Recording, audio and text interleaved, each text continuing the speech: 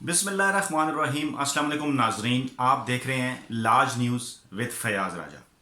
ناظرین، دو تین ایسے معاملات ہیں جن کے اوپر آپ سے بات کرنی تھی، لیکن گزشتہ کچھ دنوں سے اس قسم کی جو ہے وہ ڈیولپمنٹس ہو رہی تھیں کہ ان کے اوپر بات نہ ہو سکی۔ ایک اور جو معاملہ جو ہمارے سامنے ایک دو روز سے ہے، وہ سینئر صحافی سہیل وڑائی صاحب کی کتاب کے حوالے سے، اس کے اوپر آپ سے بات کرنی تھی، موقع نہیں مل سکا۔ آج جو ہے وہ آپ سے بات کر رہا ہوں۔ ناظرین، ہمارا جو بچپن اور جو ٹین ایج کا زمانہ تھا وہ ضیاء الحق کا زمانہ تھا، اور مجھے یاد ہے ایک واقعہ میں ان دنوں کا آپ سے یہ شیئر کرنا چاہتا ہوں کہ ہماری فلم انڈسٹری کیونکہ ضیاء الحق صاحب کی سینسر پالیسیوں کی وجہ سے بری طرح سے بیٹھ چکی تھی۔ باہر سے جو ہے وہ انگریزی فلمیں ہمارے ملک میں آتی تھیں، اور بعض فلمیں جن کا کنٹینٹ، جن کی کہانی اچھی ہوتی تھی وہ چل جایا کرتی تھی، اور بعض ایسی فلمیں جن کے متعلق جو ان کے جو تقسیم کار تھے، وہ یا جو ان کو منگوانے والے تھے، ڈسٹریبیوٹر تھے یا جو ان کو چلانے والے تھے، وہ اگر پہلے سے ان کو بتا دیتے تھے کہ جنہوں نے جو فلم جو ہے وہ منگوائی ہوتی تھی کہ جناب یہ فلم نہیں چلنے والی یا یہ فلم نہیں چلے گی، تو اس کے لیے وہ ایک حربہ استعمال کرتے تھے، اور اس حربے میں مجھ سمیت جو اس دور کی جو ٹین ایج تھی، اس دور کے جو جوان تھے، وہ اس حربے کا شکار ہو جاتے تھے، اور کسی نہ کسی طرح سے وہ فلم جو ہے وہ چل جاتی تھی۔ یہ اور بات ہے کہ اس فلم کو دیکھنے کے بعد، شو ٹوٹنے کے بعد، باہر نکلنے کے بعد جو ہے وہ سینما ہاؤس سے ہم سب جو ہے اس کو گالیاں دیا کرتے تھے۔ وہ طریقہ کار کیا تھا؟ وہ طریقہ کار یہ تھا کہ اس فلم کو جب کسی بھی سینما کے اوپر لگایا جاتا تھا تو اس کا ان دنوں اخبارات میں اشتہارات جو ہے وہ آیا کرتے تھے، اور جنگ لاہور جو ہے وہ اس حوالے سے بڑا مشہور تھا، جس میں فلمی اشتہارات جو وہ آتے تھے۔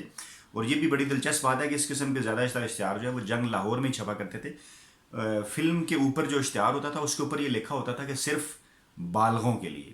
تو یہ ایک لفظ لکھنے کے بعد جو ہے وہ اس کی طرف جو ہے وہ لوگ بھاگ پڑتے تھے دیکھنے کے لیے کہ پتہ نہیں اس فلم کے اندر کیا ہے، جو اس قسم کی فلمیں دیکھنے کا شوق رکھتے تھے۔ اور پھر یہ علیحدہ بات ہے کہ جیسا میں نے آپ کو بتایا کہ فلم دیکھنے کے بعد وہ اس کو فلم یہ جو ہے وہ ریلیز کرنے والے کو گالیاں بھی دیا کرتے تھے۔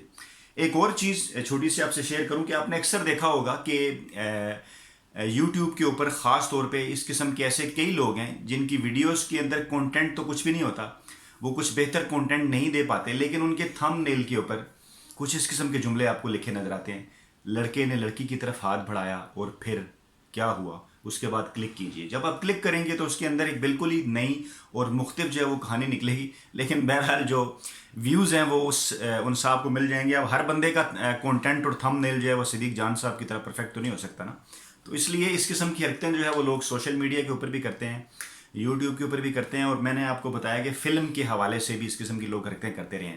اصل میں جہاں تک جو میرا تجزیہ ہے، جو میں سمجھ پایا ہوں، سہیل وڑائی صاحب کی اس کتاب کے اندر کچھ بھی نیا نہیں ہے۔ تمام تر وہ کالم ہے جو وہ شائع ہو چکے ہیں، لوگ پڑھ چکے ہیں، اور اچھا لکھتے ہیں وہ، اس لیے اچھے اشتہارے بھی استعمال کرتے ہیں، اور انہیں کبھی کسی نے منع نہیں کیا وہ اشتہارے استعمال کر کے وہ اپنے کالم وہ تمام لکھتے رہے ہیں۔ تمام جو ہے وہ جنگ کے ادارتی پیج کے وہ ہیڈ ہیں، ان کا اپنا کالم بھی وہاں چھپتا ہے، اور بھی جنگ کے اس ادارتی پیج پہ کافی کچھ چھپتا ہے۔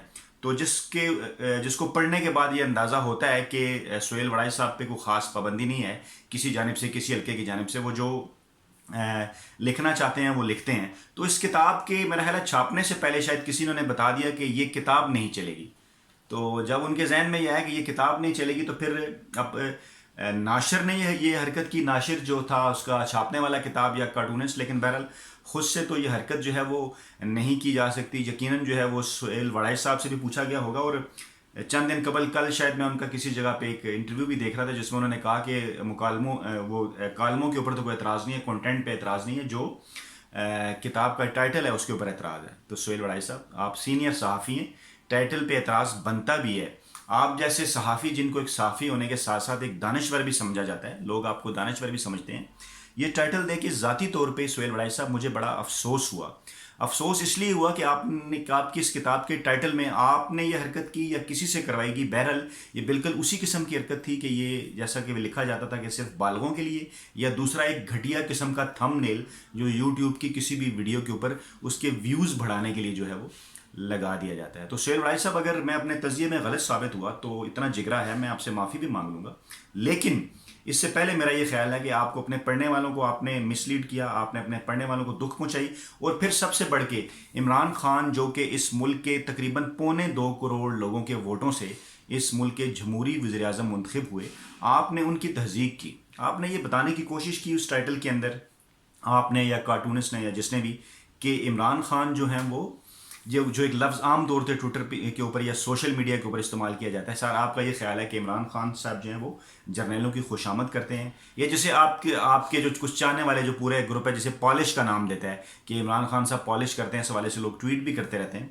جناب عرض یہ کیا ہے کہ عمران خان صاحب کو ذرا خود بھی یہ تجزیے کے اوپر غور کیجیے گا، اس بات کے اوپر، اس میری ویڈیو سے ہٹ کے بھی. آپ کو یاد ہے آپ جس پروگرام سے مشہور ہوئے کتابوں کے علاوہ وہ تھا ایک دن جیو کے ساتھ، اس میں آپ نے ایک عمران خان صاحب کا انٹرویو کیا ہوا ہے. ذرا دیکھیے گا اس کو غور سے کہ اس انٹرویو میں آپ ان کی طرف کیسے دیکھ رہے ہیں، جیسا کہ کوئی اپنے ہیرو کی طرف دیکھ رہا ہوتا ہے، جیسا کہ کوئی اپنے ایک ایسے آئیڈیل کی طرف دیکھ رہا ہوتا ہے.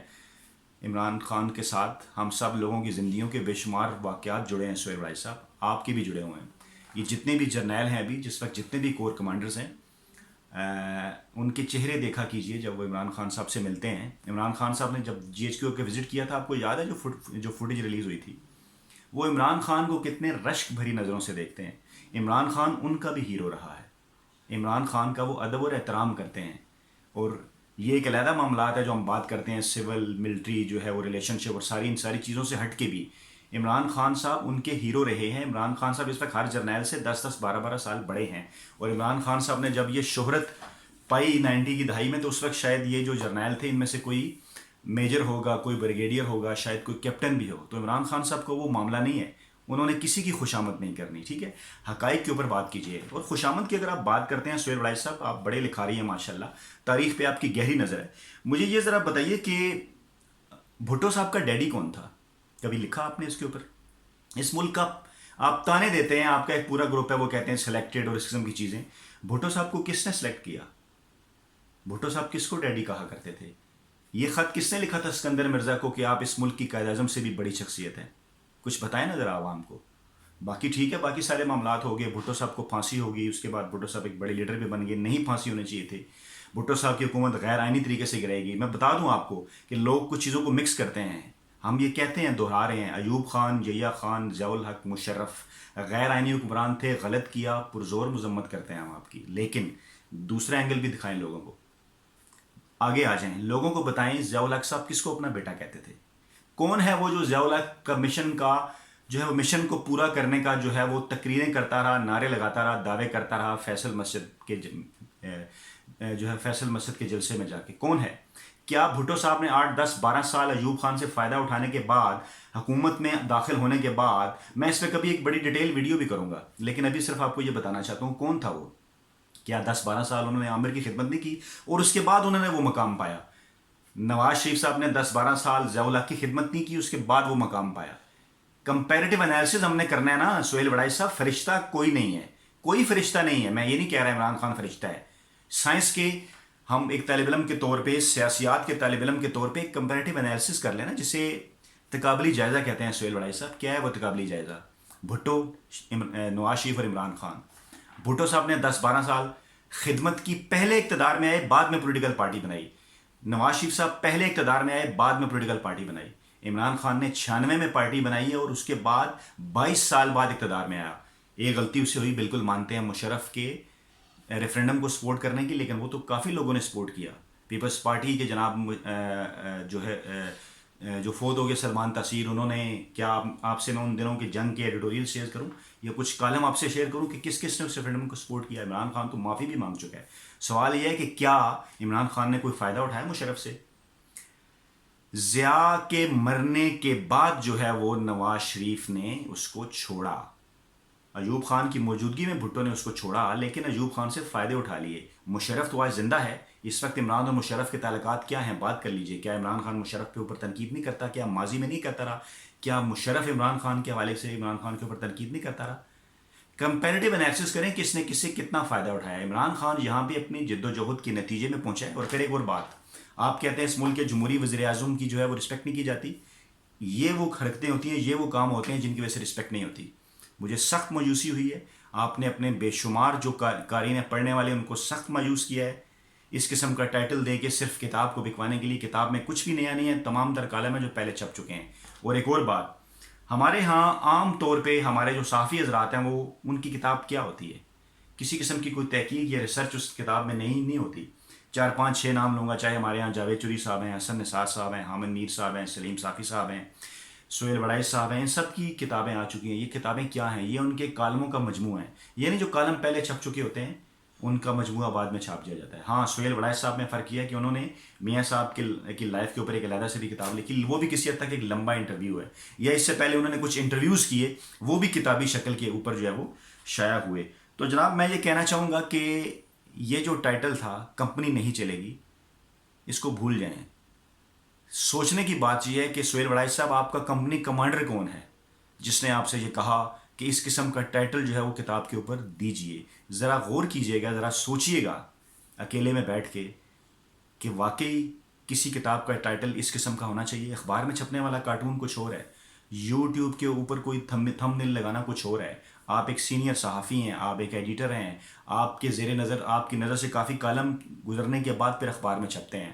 آپ ایک کس قسم کا ٹائٹل دیں گے اتنا ڈیروگیٹری اور اتنا گھٹیا کسی ملک کے منتخب وزیر اعظم کے حوالے سے؟ اب یہ نہ کیجیے گا کہ اس ملک میں منتخب وزیر اعظم کے ساتھ کیا ہوا، تو گویا آپ بھی وہی کریں گے جو ہوا. اور اگر ہوا تو وہ کیا معاملات تھے؟ عدالتوں سے سزائیں ہوئیں. نواز شریف صاحب کا ذکر کر رہا ہوں، عدالت سے سزا ہوئی نا. عمران خان صاحب کو کس عدالت نے سزا دی؟ اور پھر آپ دھاندلی کی بھی جب بات کرتے ہیں، الیکشن کس نے کور کیے؟ میں نے کور کیے فیلڈ کے اندر، رپورٹرز نے کور کیے، عدیل وڑائش نے کور کیے، فہیم اختر نے کور کیے، راجہ محسن نے کور کیے، اسی طرح کے بے شمار رپورٹرز نے فیلڈ کے اندر الیکشن کور کیے. ان سے پوچھیے، کمپیریٹیو انالیسس کیجئے کہ 2013 اور 2018 کے الیکشن میں کیا فرق تھا. کیوں تمام تر بین الاقوامی ادارے، کیوں فیفن اور کیوں سارے ادارے 2018 کے الیکشن کو آج بھی سب سے بہترین الیکشن کہتے ہیں؟ اور اگر آپ کے خیال میں کوئی دھاندلی ہوئی تھی، کتنی خبریں آئیں آپ کے گروپ کے اخبار میں؟ کتنی خبریں آپ دے سکے؟ 2 خبریں آئی تھیں، مجھے یاد ہے اچھی طرح. ان دونوں کا میں نے جواب دیا تھا، اس پہ پھر کبھی ڈیٹیل ویڈیو بھی کروں گا. کوئی نیریٹو آپ نہیں بلڈ کر سکے، اور نیریٹو یہ بنتا بھی نہیں ہے. 2013 کے بعد بے شمار لوگوں نے خبریں کی، فوٹیجز آئیں کہ الیکشن کے اندر کیا ہوا. 4 حلقے عمران خان جو عدالتوں میں لے کے گیا، کیا ہوا وہاں پہ؟ کیا وہاں دوبارہ انتخابات نہیں ہوئے؟ یاد ہے آپ کو؟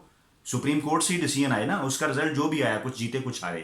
عمران خان نے اسٹیبلش کی. وہ آپ کی اس وقت کی اپوزیشن تو ٹی او آرز ہی طے نہیں کر سکی. میں وہ کمیٹی کور کرتا رہا ہوں جس میں مبینہ دھاندلی کے حوالے سے ٹی او آرز طے ہونے تھے. تو سہیل وڑائی صاحب، یہ تمام تر کنسپریسیز تھیوری ہیں، یہ سازشی تھیوریاں بیچنا چھوڑ دیجئے. اور ہاں، کچھ دن پہلے آپ نے ایک کالم لکھا کہ اکتوبر نومبر میں تبدیلیاں ہونے والی ہیں ہاتھیوں کے گروہ میں، اس لیے میاں صاحب ایکٹیو ہو گئے ہیں. گویا آج آپ پھر یہ کہہ رہے ہیں کہ میاں صاحب ابھی بھی اسٹیبلشمنٹ کے اوپر ڈیپینڈنٹ ہیں، ابھی بھی اسٹیبلشمنٹ کے ساتھ تعلقات بنا پہ، ابھی بھی ان کی لاٹھی، ان کا ہاتھ پکڑ کے ان کو پالش کر کے اقتدار میں آنا چاہتے ہیں.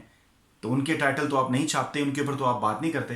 عمران خان کے اوپر آپ اس قسم کا الزام لگاتے ہیں اور کہتے ہیں یہ کمپنی نہیں چلے گی. سہیل وڑائی صاحب، اپنا خیال رکھیے گا، اور اس ویڈیو دیکھنے کے بعد آپ کے جواب کا، آپ کے کالم کا، آپ کی معافی کا منتظر رہوں گا. آپ نے ایسا کیا تو میں بھی آپ سے معافی مانگوں گا. ناظرین، بہت شکریہ، اپنا خیال رکھیے گا. اللہ حافظ.